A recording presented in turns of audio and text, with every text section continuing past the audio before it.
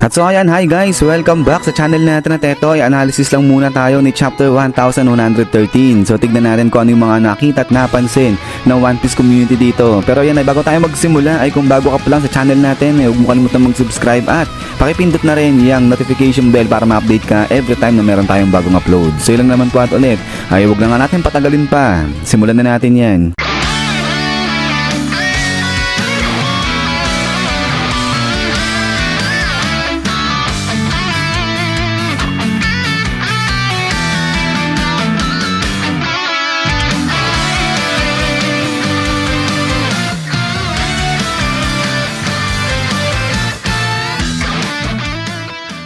At so dito nga tayo magsisimula kay Dr. Vegapunk sa mga nabanggit niya nung nakaraang chapter na ang mundo ay lulubog nga yan sa karagatan.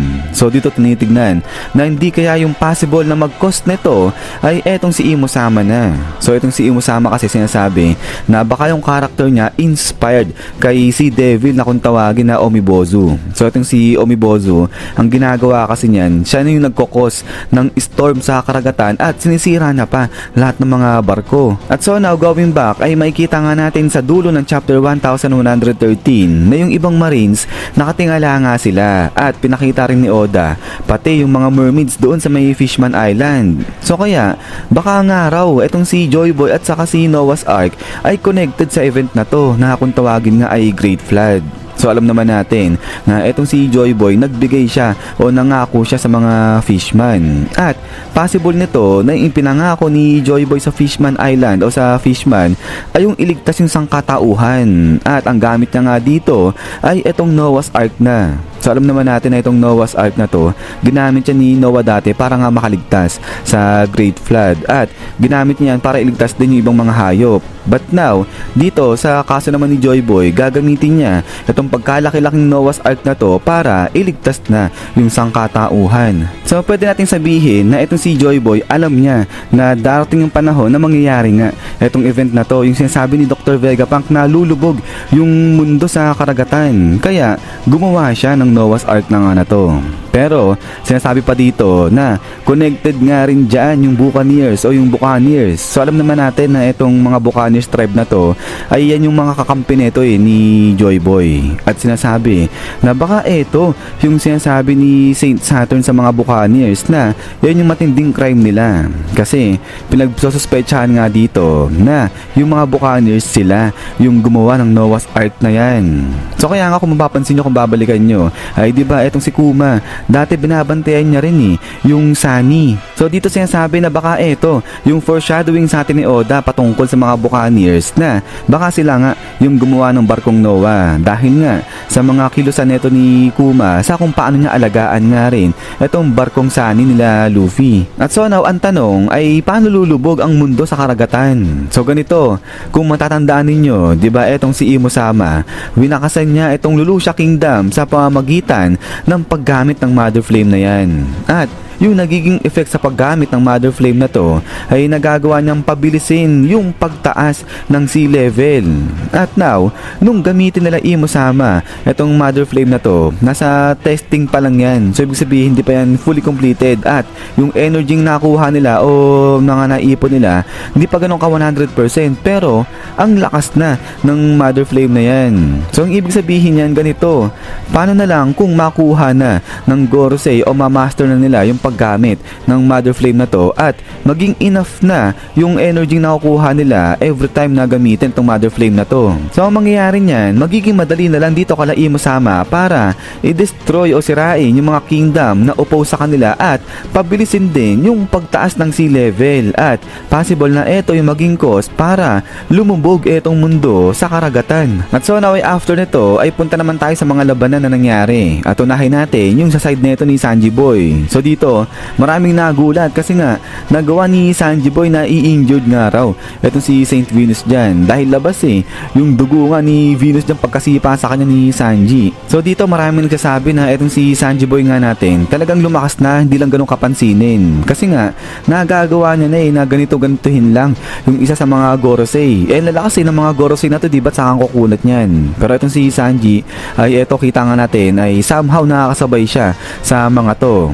Pero mali maliban pa dyan ay hindi nga lang daw yung lakas ni Sanji yung dapat pansinin, kundi lalo na yung sa bilis niya. Kasi kung mapapansin nyo nga dito, sakto yung dating ni Sanji dyan nung tatagaid na o i-slash ba ni Venus itong sila Bonnie.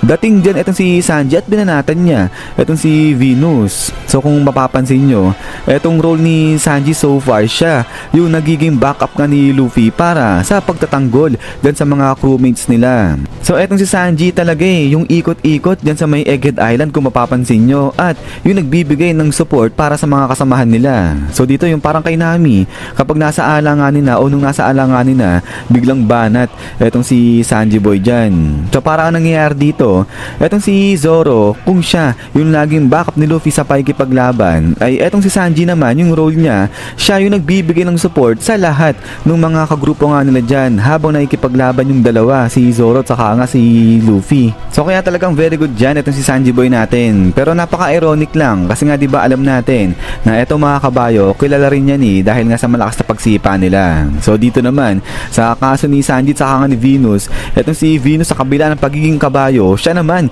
yung nasipa ng pagkalakas-lakas dyan ni Sanji. But anyways, ay pagkatapos nga natin tignan itong role dyan ni Sanji na ginagawa, ay punta naman tayo dito na sa may cover page naman na to. So eto nga yung cover page ng chapter 1113, at dito may kita nga natin na ginagalaw ni Robin etong si Luffy bilang hari, tapos yung mga kasamahan niya pinoprotektahan siya. Pero ay kung mapapansin nyo, diba dito sa chapter 1113, ganito rin yung nangyari. Etong mga kasama ni Robin, pinoprotektahan siya ngayon laban dyan kay Saint Saturn. So dito hindi ko sure kung ito yung gustong ipakita o sabihin ni Oda sa cover page na yan, na poprotektahan naman na ngayon ng Straw Hat Pirates etong ang si Robin yung kagrupo nila.